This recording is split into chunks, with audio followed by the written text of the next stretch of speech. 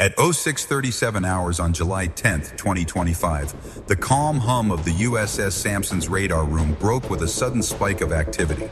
A single fast-moving contact appeared on the screen, 380 nautical miles southwest of Acapulco, right in the middle of a quiet Eastern Pacific patrol corridor. One blip, accelerating fast. Inside the ship's Combat Information Center, or CIC, there was no guessing, no hesitation. Within 20 seconds, watchstanders confirmed the signature. A small, low-profile, high-speed vessel hugging the wave tops. A textbook, go-fast boat, the kind cartels use when they want to outrun nations. No flag, no call sign, no response to hails. And then the second telltale sign, movement. On the ship's forward FLIR feed, black specks flicked off the stern. Packets, lots of them, not fuel. Evidence dumped fast into the sea. On the bridge, Commander Matthew Harding didn't waste time with paperwork or diplomatic calls. He needed action. All stations, set condition 3, launch Romeo. Within 90 seconds, the deep thrum of rotor blades filled the air. An MH-60R Seahawk from HSM 49, call sign Reaper 1, lifted from the deck, banked southeast, and surged toward the contact. Below, the go-fast vessel pushed its throttles to the edge, carving white arcs across the blue water, trying to disappear over the horizon. But this destroyer wasn't here by chance. USS Samson was in the middle of Pacific Watch, a high-priority maritime interdiction operation aimed at intercepting long-range drug corridors before they reached U.S. shores. And today, the Navy was about to catch nearly $58 million worth of narcotics in real time. The traffickers had no idea what was coming. Reaper 1 skimmed just 200 feet above the surface, closing fast at 120 knots. This wasn't a show of force, it was the real thing. On board were Coast Guard Law Enforcement Detachment 104, door gunners at the ready, and live tracking. Pods. This was a joint Navy Coast Guard operation, and the team had rehearsed it 100 times. But this time, it wasn't training. As the Seahawk approached visual range, the Go Fast made its move. A sudden zigzag, followed by a full throttle burst westward. Every bit of horsepower strained to squeeze out distance. Behind them, the rotor blades thundered closer, relentless. Panic set in.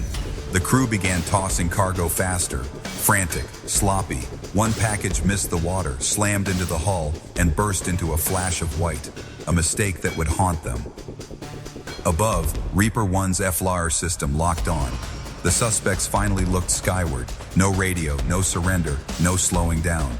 The decision point arrived. Warning shots authorized. The Seahawk banked hard left. The door gunner swung out, lined up, and fired. A burst of rounds splashed just 10 meters off the starboard bow. The message was crystal clear. Stop now, or this escalates. But the smugglers kept running, still dumping evidence, still convinced they could escape. In Samson CIC, the chase played out like a real-time tactical puzzle. Commander Harding leaned over the plot table, watching the contact's every desperate maneuver. This wasn't going to be a negotiation. Disable that engine, he ordered. Reaper 1 repositioned for precision fire. The gunner adjusted through the FLIR, squeezed the trigger, and sent a controlled burst into the stern. The rounds hit clean. One outboard motor sputtered, sparked, then died, trailing gray smoke. The vessel lurched violently, its wake collapsing as momentum bled away. On the Samson, the CIC remained professional, but the shift in tone was unmistakable. The threat was contained. Out on the water, the suspects were adrift, the chase over. But the operation was far from finished. Overhead, Reaper 1 maintained a tight orbit. Below, the disabled vessel drifted helplessly, its crew realizing too late that speed alone doesn't outrun the U.S. Navy. This first phase of the interdiction demonstrated exactly why operations like Pacific Watch exist. It's not just about catching smugglers, it's about precision, readiness, and overwhelming control. Within minutes, a radar blip had turned into a live target, a helicopter had launched, warning shots had been fired, and a multi-million-dollar drug shipment was dead in the water. And for the men aboard that go-fast boat, the Pacific suddenly felt very small.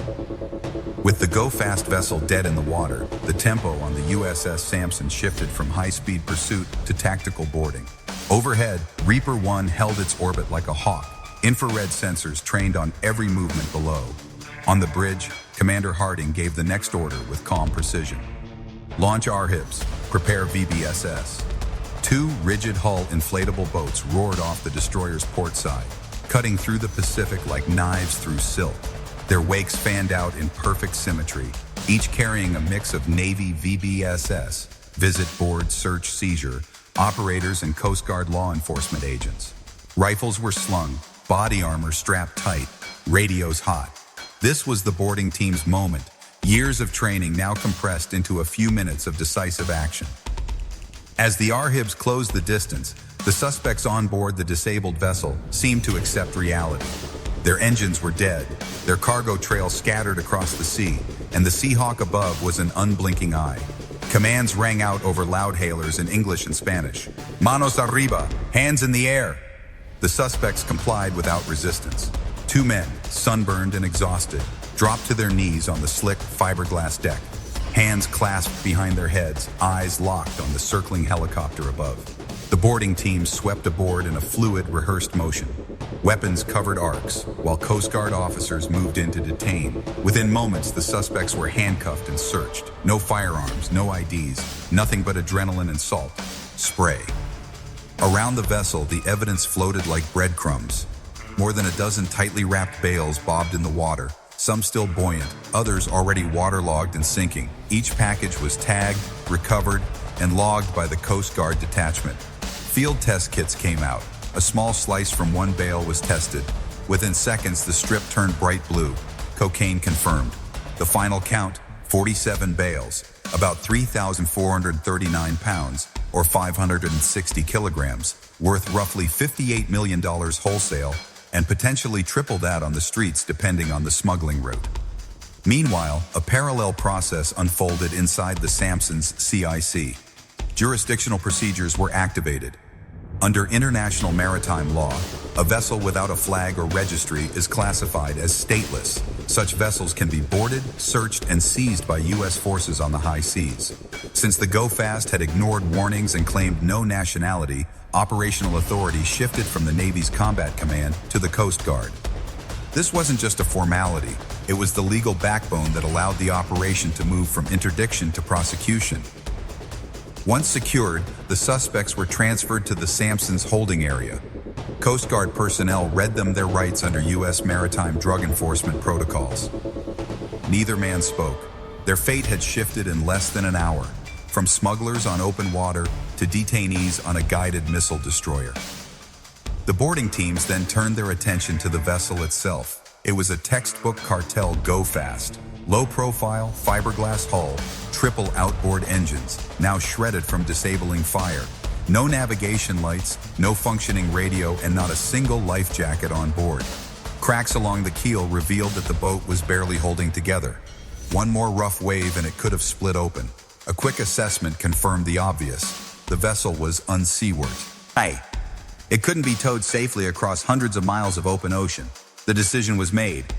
Vessel classified as a navigational hazard, the Coast Guard officer reported. Recommend controlled disposal.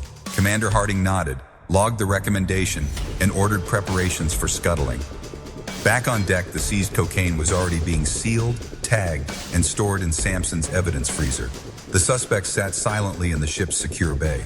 Above, Reaper 1 still circled, ensuring no cartel recovery boats were inbound. Out here, far from land, timing was everything. This wasn't just a drug bust. It was a textbook demonstration of how the Navy and Coast Guard operate as a single, coordinated machine. Radar detection, airborne interception, tactical disabling fire, seamless legal handoff, precise boarding and seizure. Every step was by the book, executed with clinical efficiency. And in the world of maritime narcotics smuggling, this level of precision sends shockwaves. Cartel planners count on speed, secrecy, and jurisdictional gray zones. But on this July morning, all three were shattered. A destroyer had found them. A helicopter had chased them down. A boarding team had taken control. Their cargo was gone, their vessel crippled, and their route exposed. For the USS Samson, the operation was far from over.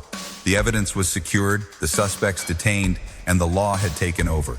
Now came the final act. Cleaning up the ocean and sending a very clear message to anyone watching. In these waters, running drugs isn't just risky, it's a guaranteed loss. By mid-morning, the operation entered its final phase.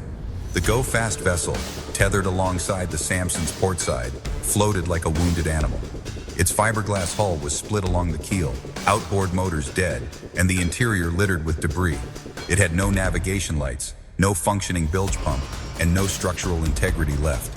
The boarding teams had stripped anything salvageable: fuel cans, GPS mounts, even the throttle lever. What remained was a cracked Leo, king shell drifting 380 miles offshore. The Coast Guard officer aboard made the call official. Vessel deemed unseaworthy. Recommend controlled disposal. Commander Harding didn't hesitate. Log it. Prepare for scuttling.